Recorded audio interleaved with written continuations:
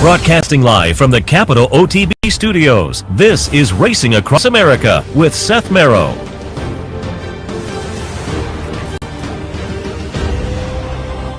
Good morning. This is Racing Across America, and I am Seth Merrow. Thanks for joining us on this Sunday morning, the day after some nice racing across the country, and we'll take a look at some of those races this morning. Before we do that, let me remind you some of the promotions here at Capital OTB. Today is an NFL day here at the Clubhouse Racebook. We'd love to have you come on down and stop by and enjoy NFL football action and racing action as well. That happens every day throughout the NFL season. NFL Sundays here at the Clubhouse Racebook, 711 Central Avenue in Albany. That's the same location that I want to alert you to, that we will have a bankroll coming up next Thursday, New Year's Eve, right here at the Clubhouse Racebook.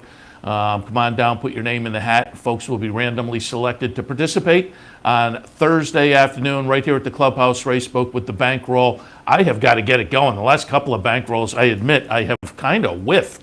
And there were a couple of days where I went back, and whenever I do the bankrolls and things don't go well, I kind of go back and where could I have changed things up? And it was a couple of those days where I felt I couldn't have changed anything up. The horses that were getting it done just weren't in my mix. I was close, they were the kind where played a triple and ran first, second, and fourth, and so there was a few near misses. But we will try to right the ship and turn things around on Thursday. So come on down and have some fun with us here at the Clubhouse Racebook for a live bankroll, 711 Central Avenue in Albany, New Year's Eve. So let's see if we can end 2020 with a kind of a highlight, because as everybody agrees, we're looking forward to putting this year in the rearview mirror, and over the next few months kind of hopefully getting back to some sense of normalcy. All right, on today's show, again, we'll take a look at some of the stakes action from yesterday, recapping as we usually do, a little bit of handicapping coming up a little bit later on, and then a little bit past the bottom of the hour, we will be joined by Frank Vespe from the RacingBiz.com. Of course, they do a great job of covering racing in the Mid-Atlantic region, which includes, of course, Laurel. And Laurel had a really nice stakes card yesterday. Slew of stakes, some nice two-year-old action on the stakes side, and more. And we'll hit on that with Frank. Frank was at Laurel yesterday. So, again, past the bottom of the hour, we'll take a look at some of that Laurel stakes action. They're wrapping up their meet. They have a couple of days left, today and Thursday, and it's going to be fun to see how the trainers battle shakes out. Brittany Russell, who has just been on fire down there, she's a couple of ticks below 50% at this point, spent most of the meet at 50% or over, but she's locked in battle with Claudio Gonzalez, another high percentage guy, and after yesterday, Brittany is one behind. So over the next couple of days, it'll be interesting to see how the trainers battle shakes out at Laurel as well, and they both played into some of the stakes action yesterday. But let's kick things off with what we talked about quite a bit yesterday, and hopefully you were tuned in and watching and enjoying that stakes action on the opening day card from Santa Anita, the traditional day after Christmas Boxing Day card, La Brea, Malibu, San Antonio, and more. I was hyping it all day long, and I have to admit, it was a little bit disappointing. Not performances by the winners and some storylines and whatnot, but on those kind of situations, you want the big names to step up and perform. And there were two or three disappointments, certainly, amongst the day. And one of those, and we'll watch the stretch run in the Malibu. And it was a little bit disappointing, but I will admit, Charlatan was fabulous. And so that was not disappointing. But you were waiting for that showdown, Charlatan and Nashville. And Nashville did his part early, broke from the gate, took the lead, and it looked like things were setting up with Charlatan sitting just off Nashville. Charlatan's going to be the number 4 horse. Nashville is going to be the number 3 horse. But as they turn for home, you can see Charlatan hits the gas pedal and just blows on by Nashville. But worse, Nashville just kind of backs up and winds up 4th.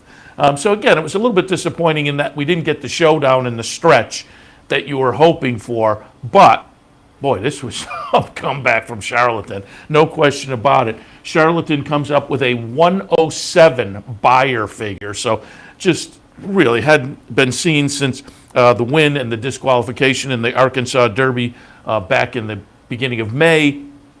That was career start number 3. So this was off a May to late December, early May to late December layoff.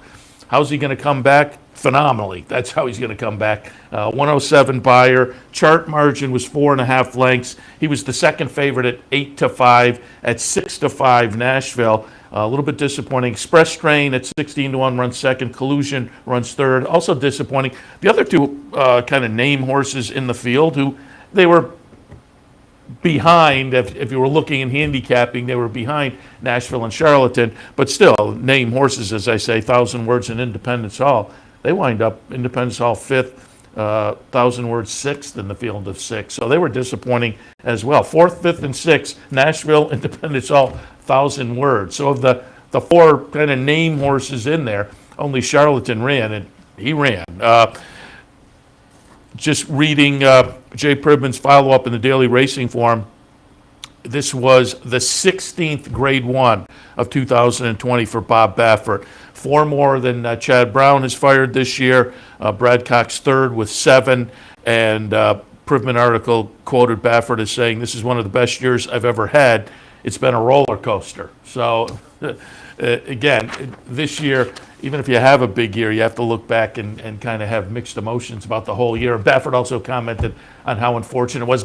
John White said it yesterday. I said it back at Saratoga.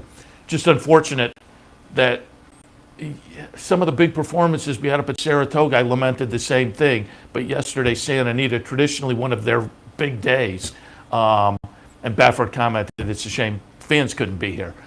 Because typically opening day at Santa Anita, day after Christmas, you get 30 or 40,000 people showing up, big performance like that. As I say, it was disappointing we didn't get the showdown, but that was some performance to put an exclamation point on the year for the year Bob Baffert has had, and for the promise going forward as a 4-year-old for Charlatan now. He's going to be fun to watch, and it's going to be very interesting to see what's up next for Nashville, and if we get a rebound. That was a head scratcher. I mean, went out and set some legitimate fractions, but boy, just kind of a fade job in the stretch was a little bit disappointing from that one.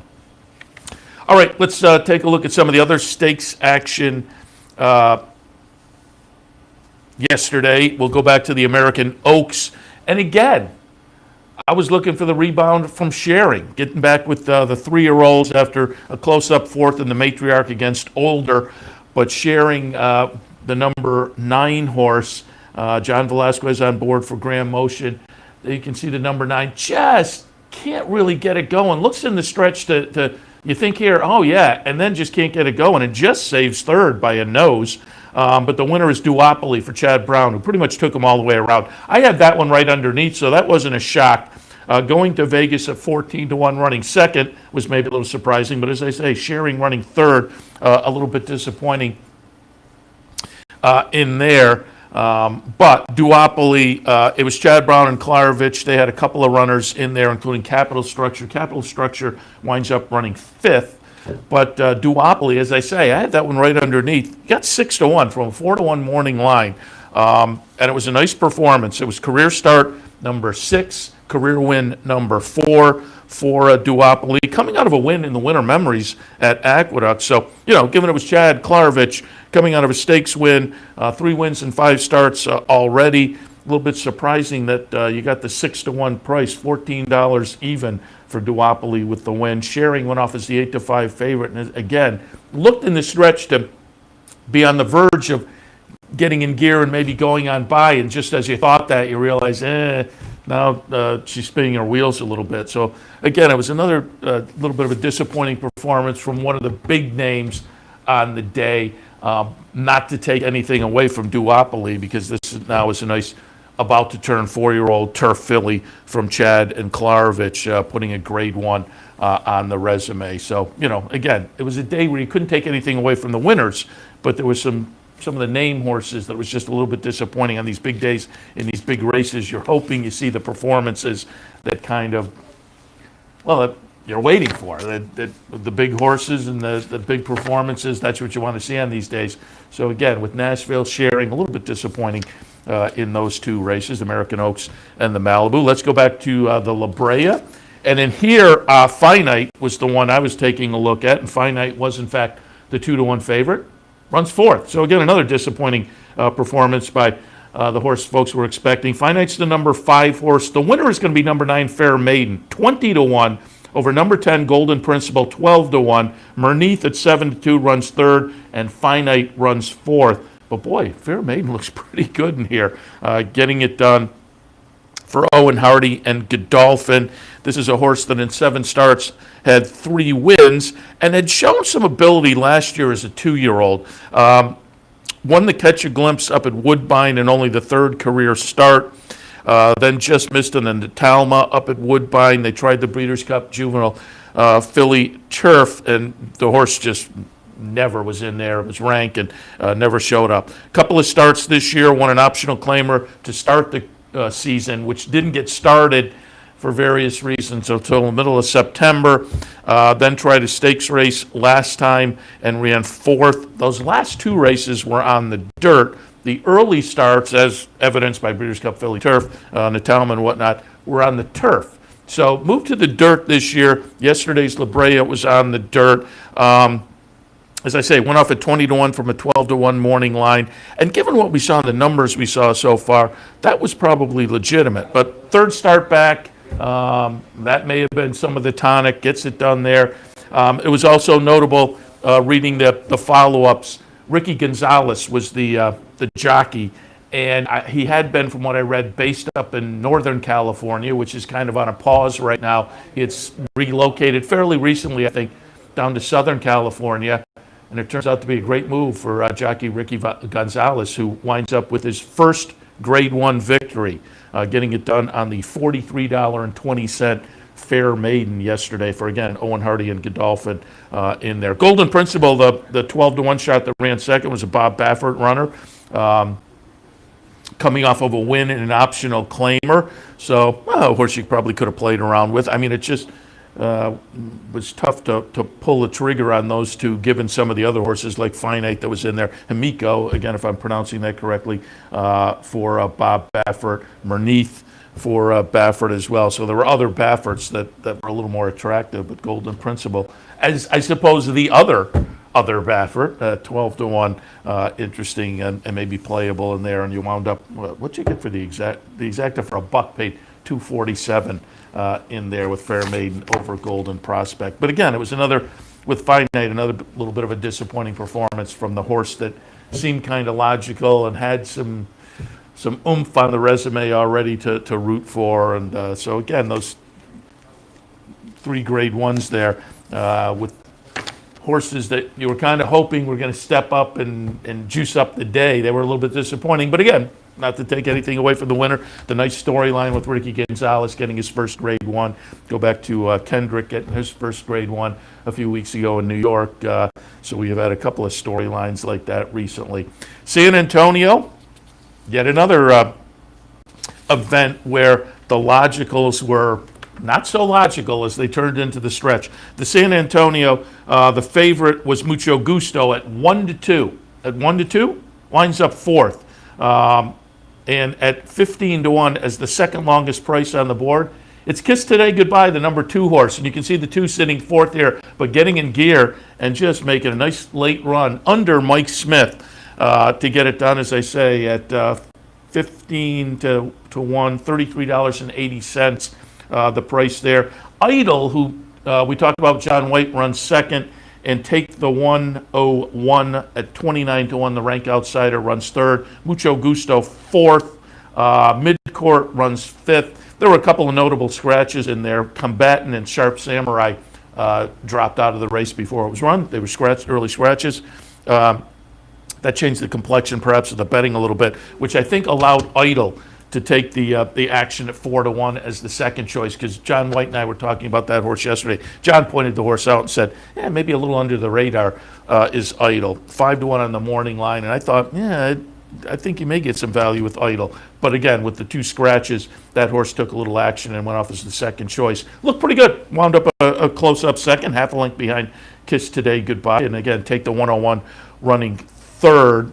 But Kiss Today Goodbye under Mike Smith is a horse that was coming out of an optional claiming win last time at Del Mar, had run well in the Shared Belief early in the Del Mar meet, a close-up third behind Thousand Words and Honor AP. So it's a horse that at 34-1. It's a horse who had shown some flashes of talent at various points and looked pretty good coming down the stretch. Again, Mike Smith got the horse in gear and blew by the front runners to get that half-length victory at a big price. With Mucho Gusto, a little bit disappointing in there, very disappointing. And again, I put Mucho Gusto. I said yesterday, I looked for an alternative to Mucho Gusto because the horse had been on the sidelines since the Saudi Cup, but 3 for 3 at Santa Anita. It looked like the workouts were touting the horse as being ready off the layoff, but again, a little bit disappointing at 1-2, running fourth in a field of 6 yesterday for Mucho Gusto. All right, let's move back on the card yet again, and we will go to, and I should note our buyers. I said Charlatan had a 107. Duopi in the American Oaks was a 95 buyer. Fair Maiden in the La Brea was a 92. And Kiss Today Goodbye, a nice 98 in the San Antonio. Coming up with a 97 in the Mathis Brothers. Here we have finally a favorite winning one of the stakes races on the card yesterday, but not as much of a name, certainly, as, Nashville or Mucho Gusto, but Smooth Like Straight went off as the 4-5 favorite in the Mathis Brothers Mile, the 5 horse. I took a little shot with the number 6 Field Pass. I thought those were the 2, Field Pass and Smooth Like Straight. John White was on yesterday, and he felt pretty confident on Smooth Like Straight. It, however, is a ding-dong battle with Storm the Court, who I didn't like at all. I just have never been a fan of this horse, going back to the win in the Breeders' Cup Juvenile. But Storm the Court, pretty good second there, and as you can see, a nice little battle for third and fourth as well. Field Pass came out on the short end of that, running fourth. It was Smooth Like Straight, Storm the Court, Whisper Not, and Field Pass. At 4-5, though, Smooth Like Straight does get it done. Came out of a close-up second place finish in the Hollywood Derby behind Domestic Spending last time. Prior to that, had won the Twilight Derby over Scardo and Field Pass, a couple of competitors from yesterday.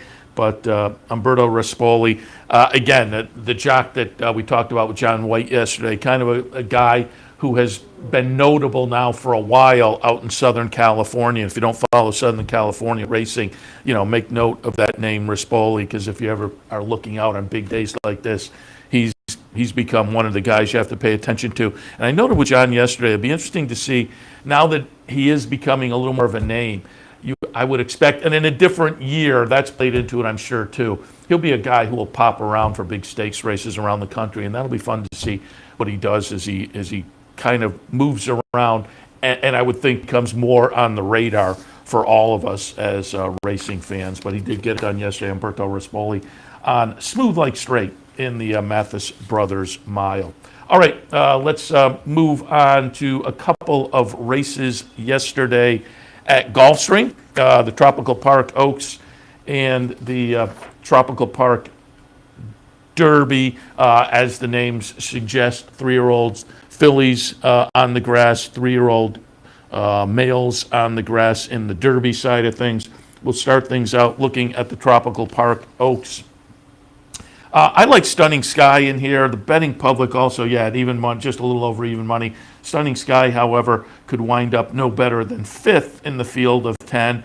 The horse I had underneath, however, Vigilante's Way, the Shug horse, the number 4, does get it done. Takes him all the way around under Julien Leperot at 5-2. So you got a nice little price there on a horse who really just never had any. If you play this one, you were not worried at all. Number 12, More Than Usual, second. Speak to Me of Summer, another player in the field. Number 10 runs third, and Mo of the West runs fourth.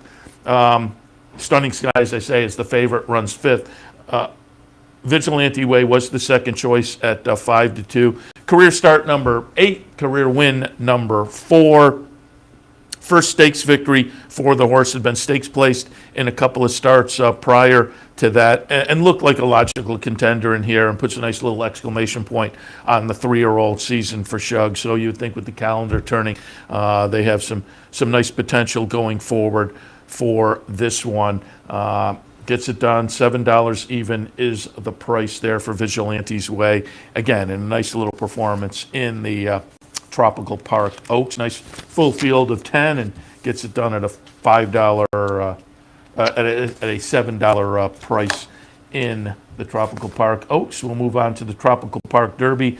On the boys' side of things, this one was the favorite.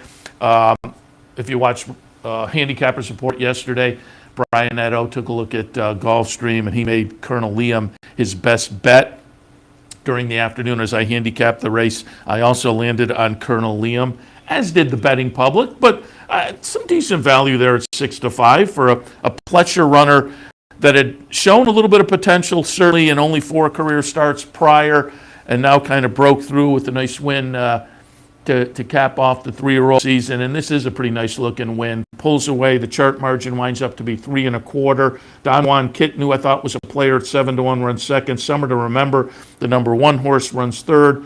And By Your Side runs fourth in there. Fancy Liquor, who, I had right underneath. I had Don Juan Kitten in the third spot, so it was top pick over third pick for the Exacta, which was okay. You got about $23 and change for the Exacta in there with a $4 horse on top. But I had Colonel Liam on top, Don Juan Kitten in the third slot, and they bookended Fancy Liquor, who the betting public also made the second choice at 5-2. But that one a little bit of a disappointing fifth. Maybe more disappointing, though, was Sol Volante. Getting back to the turf, 4-1 third choice. Sol Volante winds up sixth in the field of 10.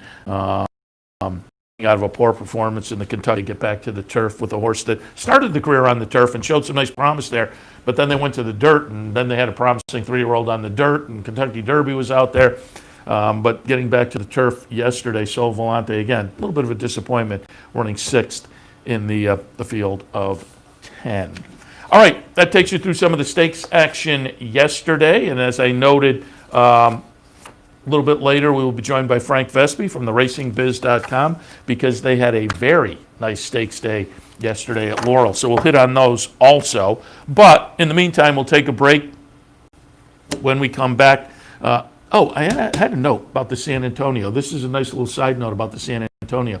The Exacta with Kiss Today Goodbye and Idol. That Exacta, the only 2 3-year-olds in the field.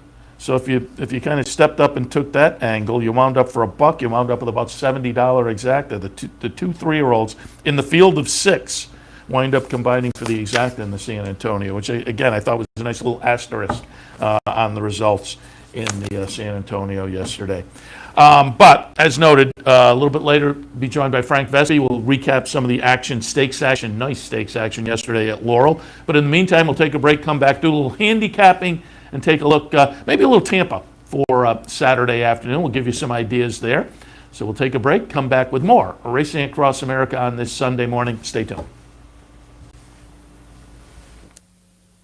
Where's the best place to find your favorite teams, your favorite food, daily drink specials, and wagering on live horse racing? Legends Field Sports Bar, 711 Central Avenue, Albany. Get your game on day or night with 75 flat-screen TVs, tournament-style pool tables, a private banquet room, and live horse racing. So if someone asks you, where's the best sports bar in the capital region? Tell them Legends Field Sports Bar, inside the Clubhouse Racebook, 711 Central Avenue, Albany.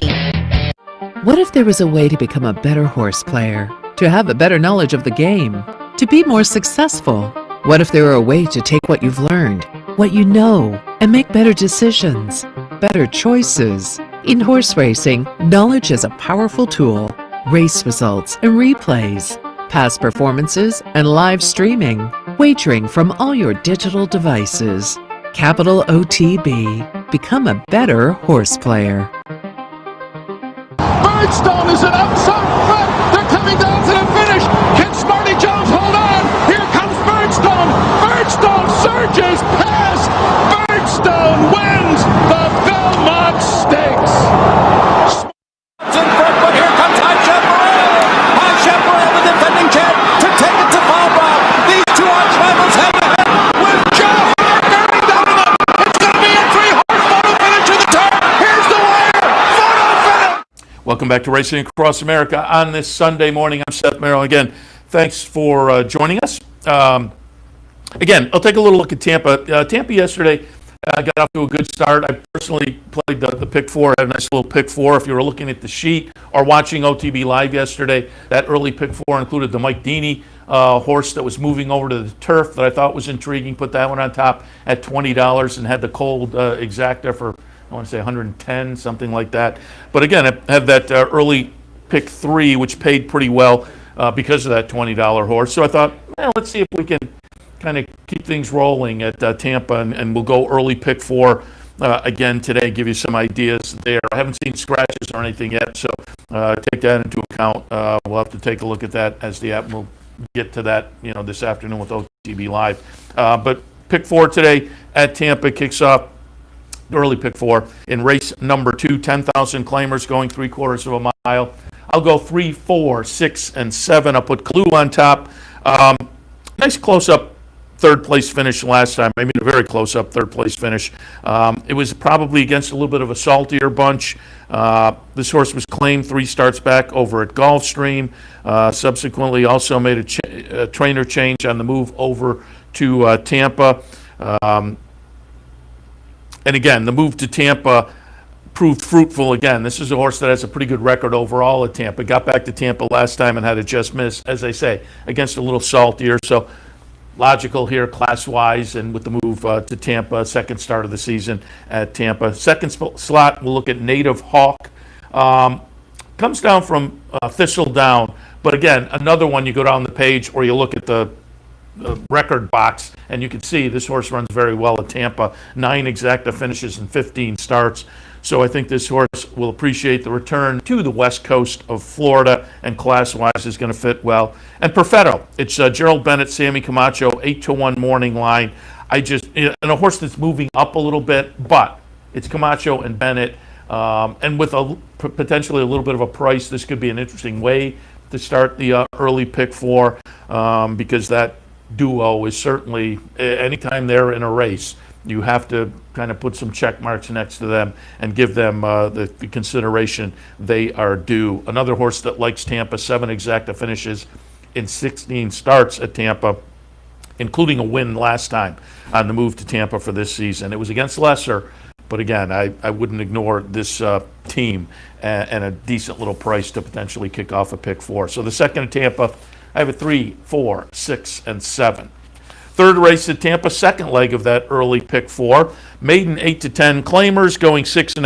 I have it 4, 6, 2, and 7. Capture Me Now on top.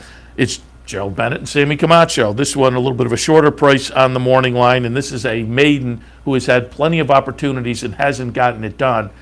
These types don't thrill me. If you watch enough, it's hard to pull the trigger on this kind.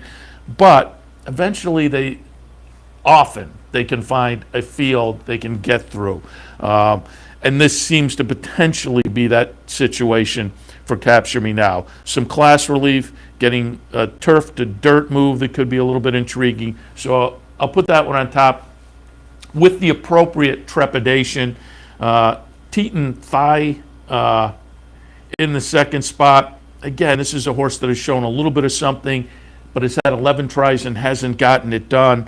So I'll land there with the same amount of trepidation. This is the race that in the sequence is going to be a little bit of a head scratcher and has the potential to blow the thing up, because these are the kind of races where some horse may just come out and feel their oats this afternoon and run away and hide from this bunch. And I'm not thrilled, again, that I have a 13-time loser and an 11-time loser on top. But this is the kind of race where you can go for the fresh face. And so Indy Princess Coco in the mix for me. Hasn't shown a whole lot in the workouts. The October 20th workout was okay, but then there's a break between October 20th and December 13th. So there are question marks abounding for this one as well. But as I say, it is a fresh face, and in this kind of race, you can do worse than taking a look in that direction. Drill's Valentine is more lightly raced than the top two, has only had 4 starts and has yet to have a win. but did come back from a layoff last time and showed some early speed before fading. Maybe will benefit from that. And again, being more lightly raced than the top two has some attraction on that factor alone. So again, it's a race where it's going to be a little bit of a roll of the dice, but 4, 6, 2, and 7 in the third at Tampa. Race number 4 at Tampa this afternoon. Maiden 16 claimers going 6 furlongs. I have it 5, 1, 7, and 4. Union Appreciation on top. Comes down from Woodbine. And I've said it for a couple of weeks now as the Woodbine shippers have shipped around. It's going to be interesting to see how they play out at Aqueduct, because that's a little bit of a different scenario. But the Florida tracks, Gulfstream the past couple of years, they've done okay. And at Tampa, I want to say the last year or so, they've done okay as well. We'll see, because there is the surface switch here that is going to be a concern. But the horse is getting some notable class relief that may mitigate the surface switch a little bit. So I'll put Union Appreciation on top with some question marks. He's Royalty in the second spot. The seasonal debut two-back was pretty good. And then last time, still an okay second, a well-beaten second, and the number went backwards a little bit.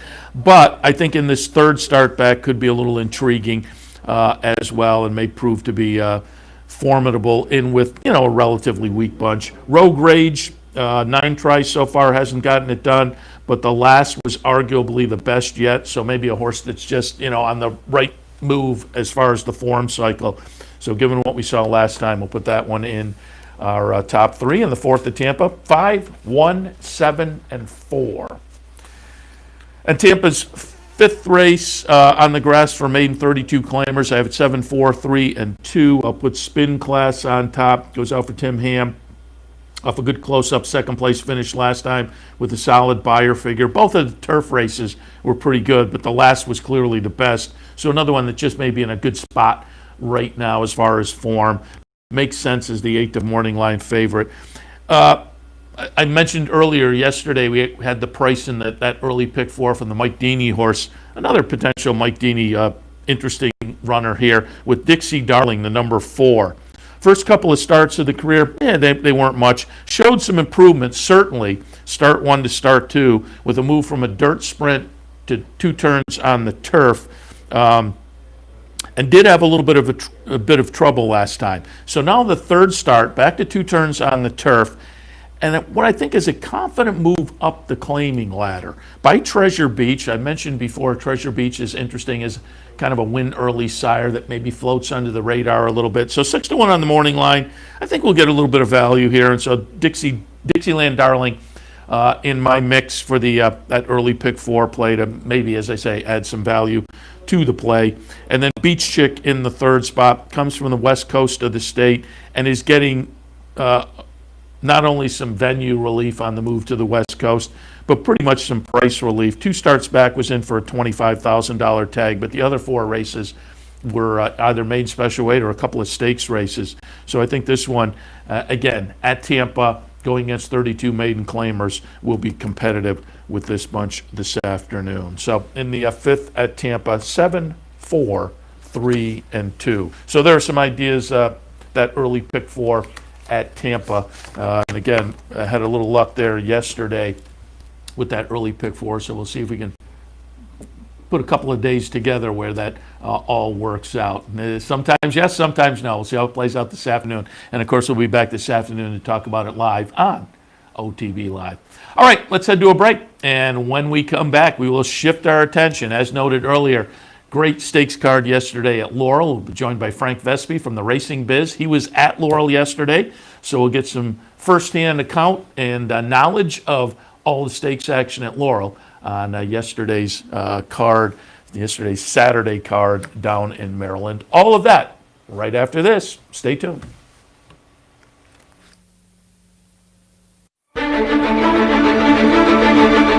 Horses racing, people betting. It's been going on since before the Roman Empire, and the fastest horse is still the one that wins. Where there's gambling, there's cheating. That hasn't changed either. What has changed are the tools used to combat doping and cheaters.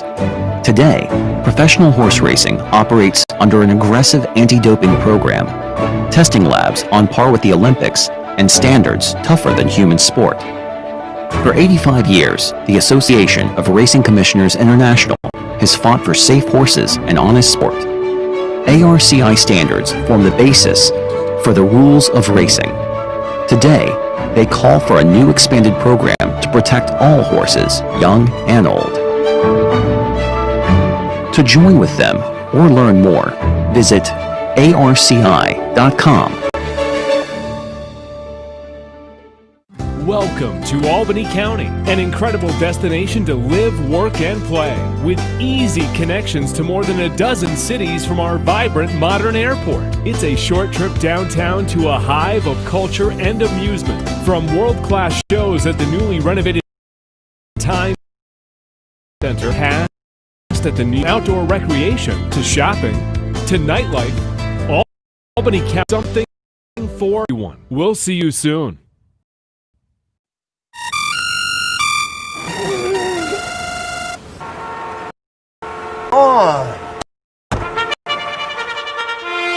I want sales reports on my desk by Monday.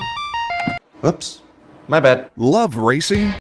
RTN brings live simulcast on television and race replays on your PC and mobile. To order, visit rtn.tv.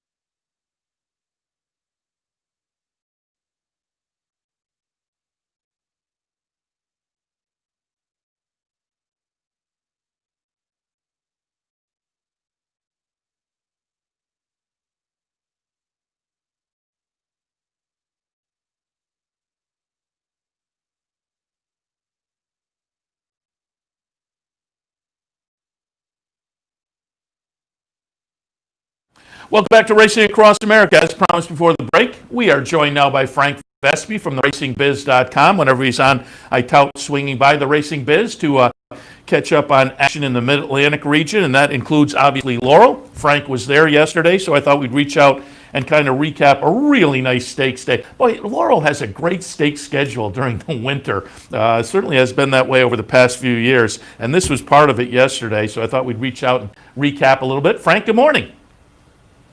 Morning, Seth. Happy holidays. Same to you. And remind me, Laurel right now, is it owners and trainers? Is it limited fans? What's the situation right now? It's no fans right now. Okay. It's limited, with owners, trainers. Yeah. And it's not great. Things aren't great, but the racing was great. So it really was. And before we get into the stakes action from yesterday, I want to touch on one of the fun stories that will happen today and Thursday, and kind of an interesting story. I was looking down your Twitter feed, and you commented on it a few weeks ago, and it's just continued to play out. And that's Brittany Russell, who is a couple of ticks below a coin flip right now. But really, as I've handicapped on the afternoon show some Laurel over the past couple of months, she's been over 50% at the meet. And now she comes into the last couple of days, and I pulled up the stats from the end of the day yesterday, and she is now one behind Claudio Gonzalez, 24 wins to 23 wins with 2 days left in the meet. That trainer's battle is going to be a lot of fun to watch over the next couple days. Yeah, I mean, she's 23 for 48 at the meet, so that's 48%. It's insane, and she's got a good, she's got a number of nice horses in the stable, and just about everything she sends out is running really, really well right now. She won another stake yesterday with where she told me to go. And you kind of have to believe that Claudio's going to win the meet title. He's sent out 120 starters to her 48, and he's got a 1-win lead. I mean, at some point the volume catches up, you think, but I mean, it's been a crazy good meet for her. And she's been at it like a couple of years, right? Yeah, I mean, she worked for Brad Cox. She, did a couple of, she kind of did the stint, and but she's only been on her own for, I don't know, maybe 3 years at this point. And when she started, she kind of had one main owner, and then that owner moved on, as owners do, and you kind of looked and said, gee, I wonder what's going to happen now. And what happened now is she got a whole bunch of new owners. The best horse she had is a horse she bought for $5,000 or $6,000. That's Hello Beautiful, who's just, who's a rocket ship, and probably if she holds together, we'll see her in the Fritching in February. So she's done well buying horses, buying horses with partners on the cheap. And now she's attracted, she's got, where she told me to go, I think, is owned by Madacat and others. So, she's starting to attract those sorts of names, which means if she can keep it going, she's going to have access to some really good horses. Yeah, I've noted some of those notable owners being part of her horses over the past couple of months. So, yeah, she's attracting, certainly, as you would expect, some attention given the situation. It'll be interesting to watch over the next couple of days. Again, the meet obviously coming to the end at the end of the year, so that means today's card and Thursday's card to sort things out between her and Claudio Gonzalez. All right, let's get to yesterday. Really nice stakes card that kicked off in race number 1. This is a race that I always find a lot of fun to heft. 2-year-old sprinting 7 furlongs, and typically produces some runners that are fun to watch when the calendar page turns to make them 3-year-olds in a week or so. And I don't think that's going to be any exception this year. The favorite was No Sense at 3-5, and No Sense came in 3 wins and 4 career starts. No Sense is the number 4 horse and does get it done. A little bit of a ding-dong battle, though. Kenny Had a Notion winds up second, and Singlino winds up third in here. But the chart margin is only a neck. But, again, running the record now to 4 wins in 5 starts. A nice performance in the heft for No Sense. Yeah, it was. It really was, and this is kind of a neat horse. He's a Jersey bred, not a ton of those around, and he's actually owned by a homebred for Isabel Di Tommaso and Hope Jones, who are the Haskell sisters. So, kind of a Jersey racing royalty horse here, and he's good. And it was, by the way, a terrific effort from Kenny Had a Notion, who looked absolutely dead at the head of the lane when Singlino came to him, and not only came back to beat Singlino, was in the photo to win the whole thing. So really good effort from him. But No Sense is they're going to have some fun with this guy. I mean, I don't know. He's a Golden Sense, so I don't know. His scope may not be far enough to, be in the biggest races, but there's a lot of nice 6 and 7 furlong races that you can make some hay in with a horse like this. Yeah, homebred for, as you say, Tommaso and Jones, and being that from the Haskell family, started the career over at Monmouth going into the summer and fall, but then won the Lewis at Laurel coming into this, and now put the heft on the resume. Going to be interesting to see what they do plan to do. You have a nice 3-year-old. You would think at some point they'll give it a shot to stretch out, but the 3-year-old season also has plenty of opportunity sprinting. If you wind up with only a good, and I say only, but with a good 3-year-old sprinter. So it'll be fun to see what they do decide to do going forward with No Sense. Yeah, I think that's right. And Cal Lynch has had horses sort of on the Derby Trail before, so it'll be interesting to see. I mean, I think you're right. At some point, you got to try 2 turns just to try it, because who knows, and kind of see where you are at that point. So.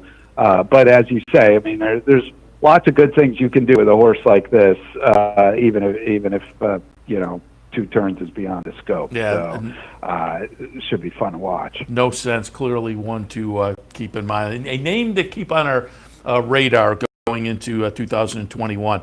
On the girls' side, sprinting, it was the Gin Talking, scratch-reduced field, but Street Loot, the winner, went off as the 2-5 favorite. So another name worth watching. She had come in with a record of 4 wins in 5 career starts, including a couple of stakes victories coming into this. Her only blemish, a near miss in the Maryland Millions Lassie. So she came in showing flashes of talent clearly and validated that, but again, had to work for it a little bit. The victory, only a chart margin of a nose. We're watching the stretch run here, and it is Fraudulent Charge getting up to make it kind of interesting under the wire, but Street Loot does hold on under the X-Man. Yeah, Street Loot she's a terrific horse. You know, she's won 5 out of 6. She's won 4 stakes.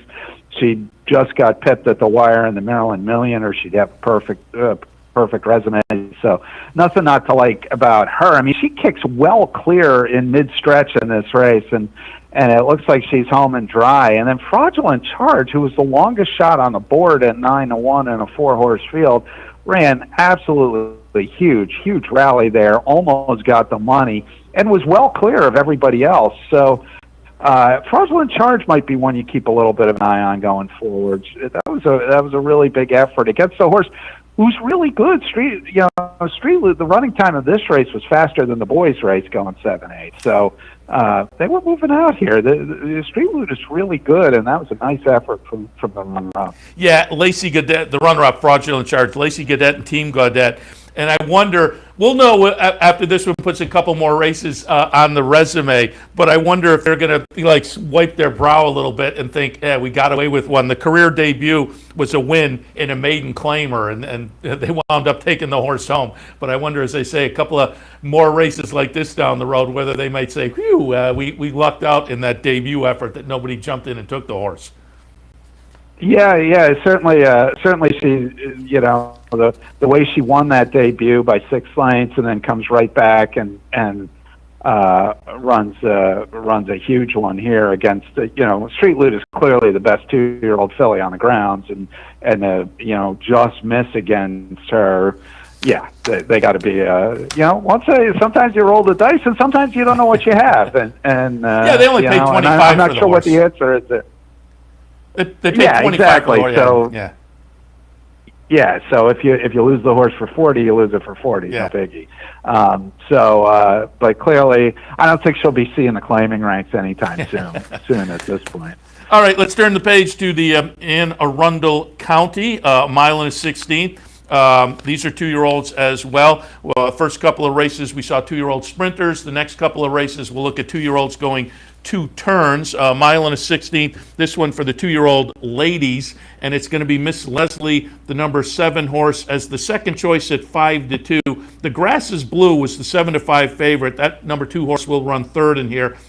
In between those two is number 8, Bucky's Charm, at 9-2 as the third choice. So the top 3 choices got up there and were 1, 2, 3, just in a little bit of a juggled order. But Miss Leslie had come in off a 2-race win streak, claimed 2 starts back, and in that trainer's battle, this was notable because it is Claudio Gonzalez, second start off the claim, and they wind up with a stakes winner. Nice move there. Nice claim. Yeah, that works out pretty well. Actually, interesting thing here is Claudio won 2 stakes on the day. We'll see the native dancer that he wins with Harper's First Ride later on the card. Both of them are horses that he claimed out of maiden wins at kind of mid-level prices. This one's 25, Harper's First Ride is 30.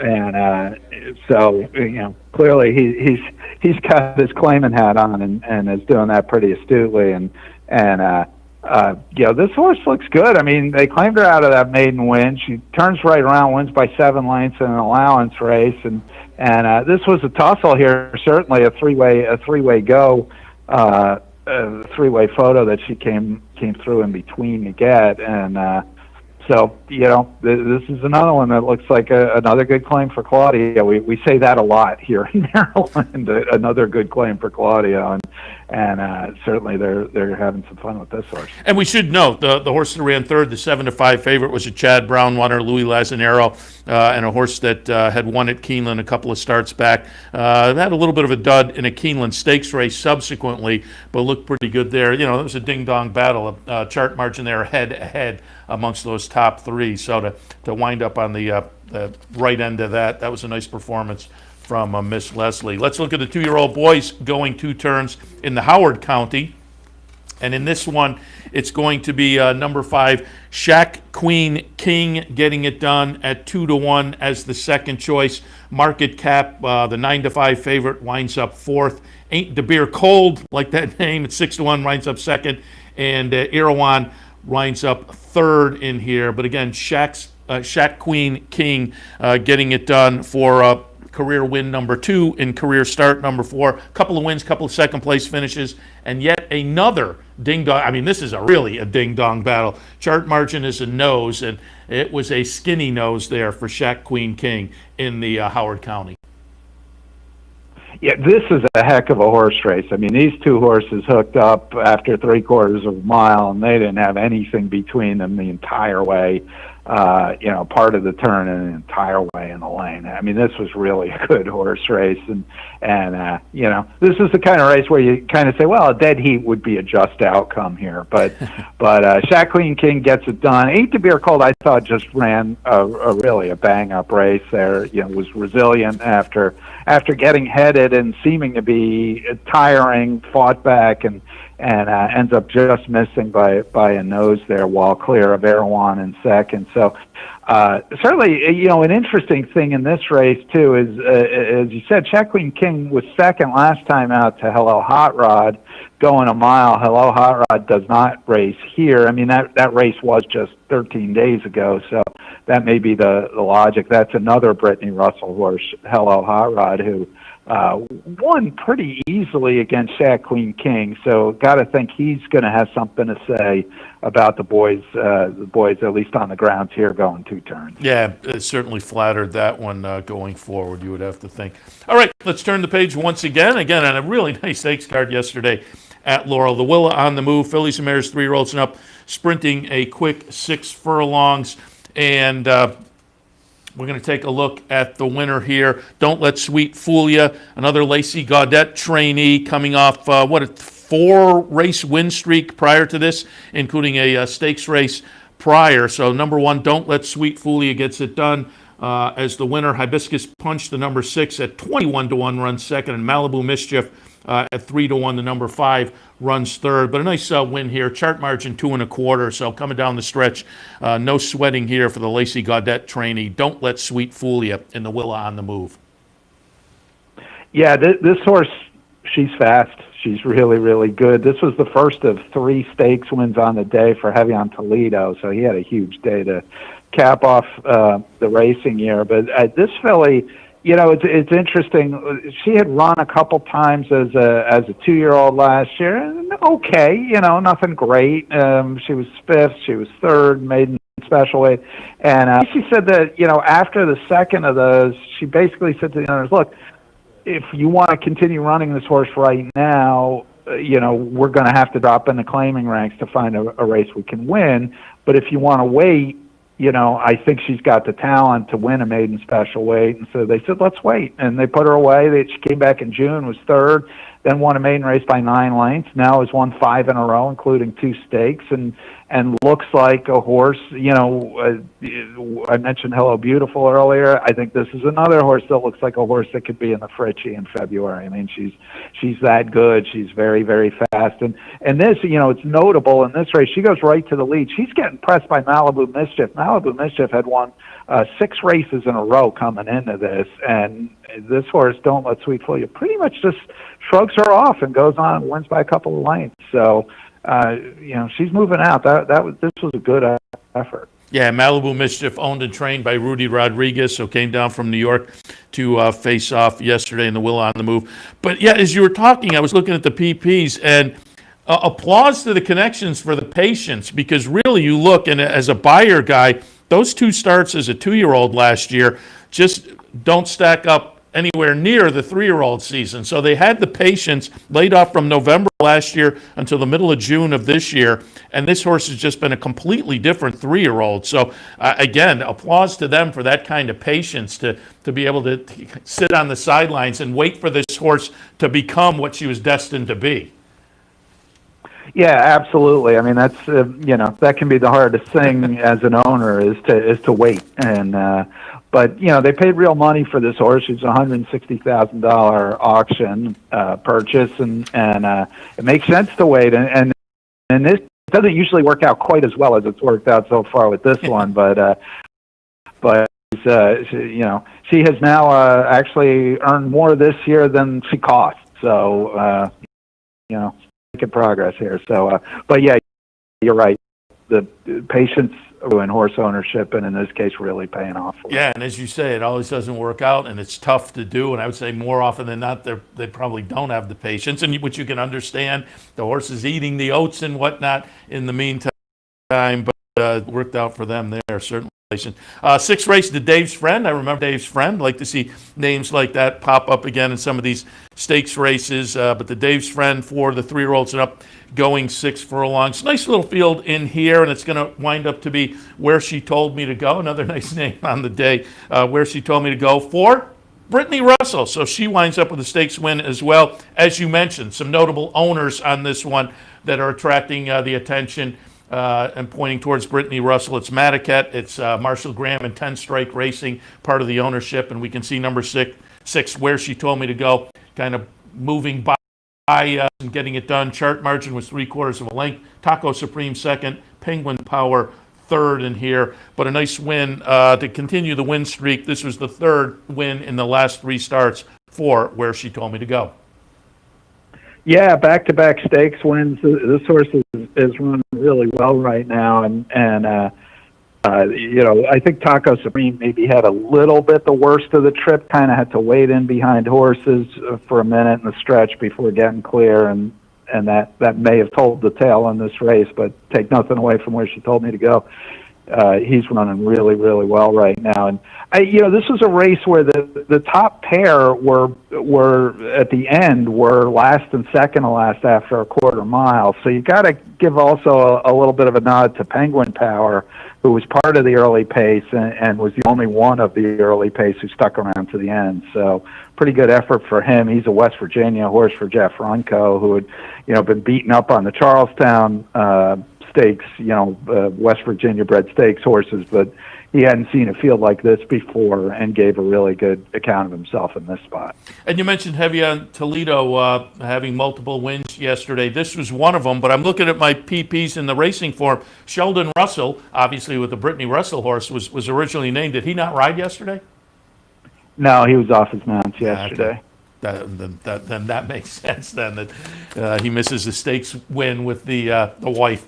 The Native Dancer came up as race 7 on the card yesterday, and this is 3-year-olds and up, going a mile and an eighth. Nice field in here. I mean, this Mid-Atlantic handicap division is fun, and year in and year out there are horses in here who are just intriguing to watch in races like this. The winner in this edition of the Native Dancer is going to be number 4, Harper's First Ride, who is coming off a win in the Richard Small last time.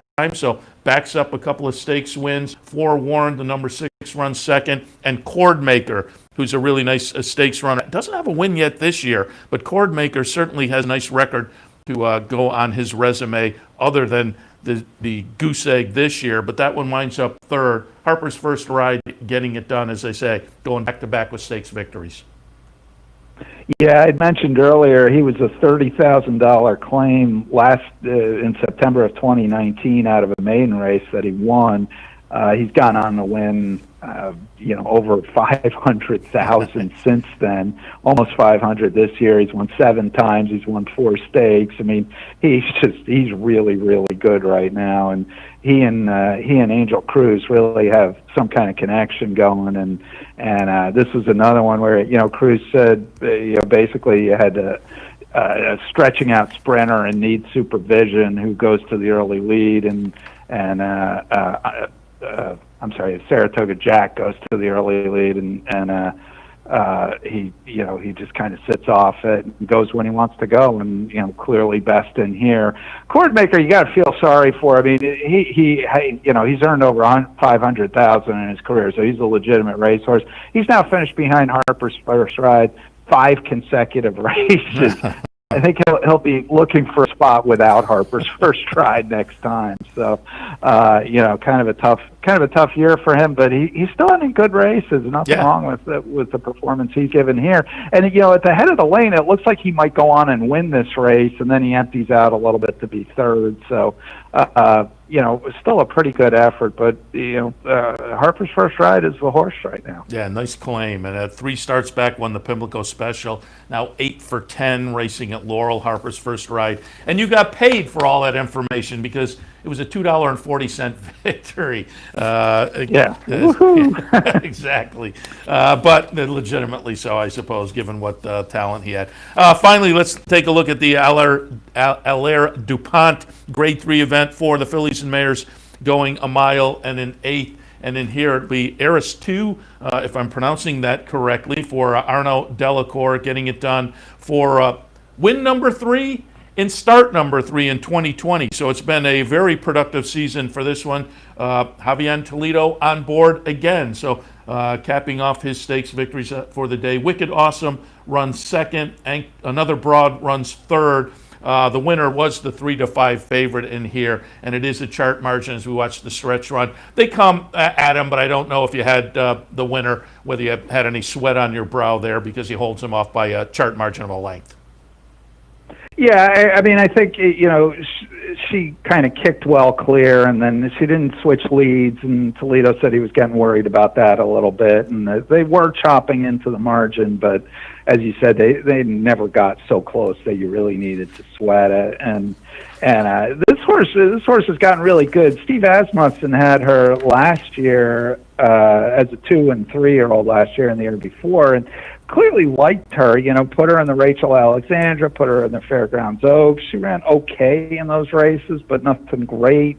But she's come back this year in the Delacour barn and been lights out, as you said, 3 for 3, now 2 stakes wins, won the 38 Go-Go pretty easily, won this fairly easily. She's turning into the horse that I think Asmussen thought he had, but they couldn't quite figure it out, I guess. But she has now really become that horse.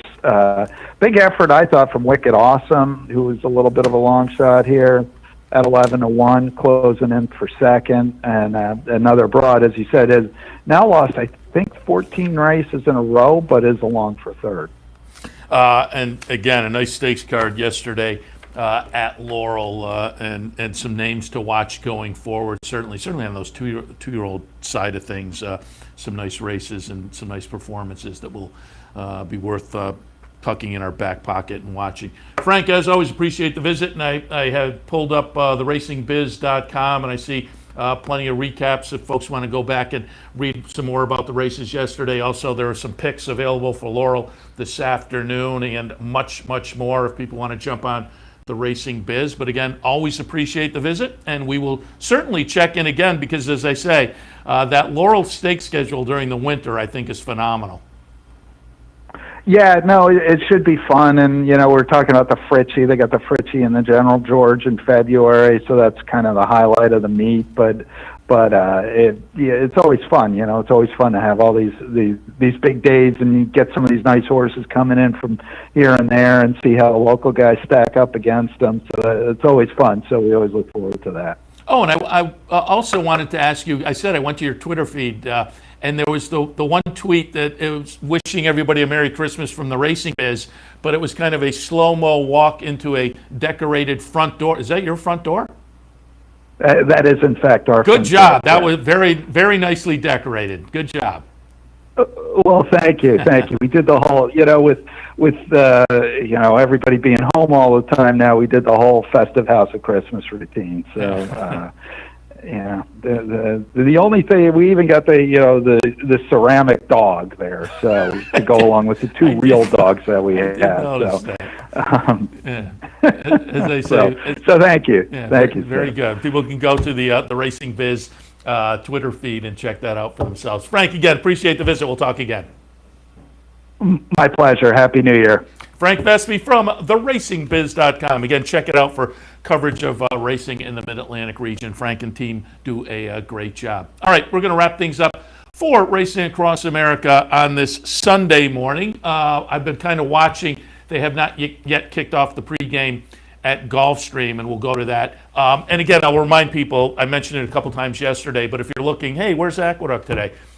New York is on the holiday break. They'll be back Thursday, New Year's Eve. Aqueduct back in the mix, but they're just on the holiday break right now. So no Aqueduct racing this weekend, but they will be back sooner rather than later, Thursday, New Year's Eve. Once again, New Year's Eve is also a bankroll here at the Clubhouse Racebook. Keep that in mind. If you'd like to swing down on Thursday, I'll have $300 to play on behalf of a team that will be randomly selected during the afternoon. Come down, put your name in the hat, and you can jump on board for the bankroll on Thursday here at the Clubhouse Racebook. Today, you can come to the Clubhouse Racebook and watch all the football action.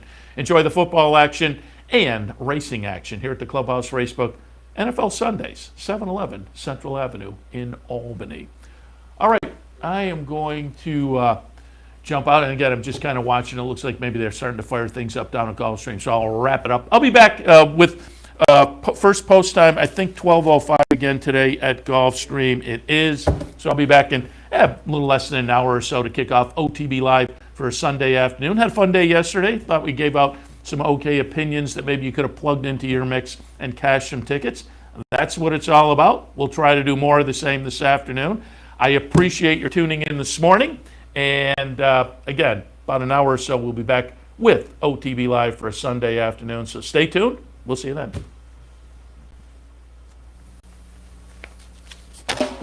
You're watching OTB TV, a service of Capital Off Track Betting.